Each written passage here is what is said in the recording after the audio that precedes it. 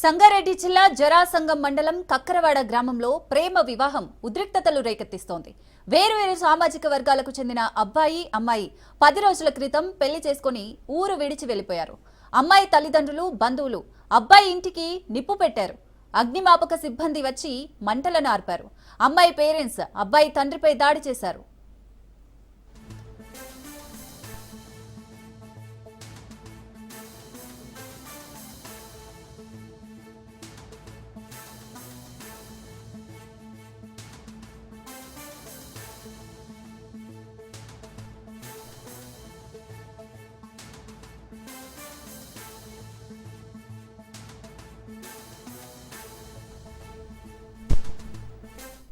సంగారెడ్డి జిల్లా జరాసంగం మండలం కక్కరవాడ గ్రామంలో ప్రేమ వివాహం ఉద్రిక్తతలు రేకెత్తిస్తోంది.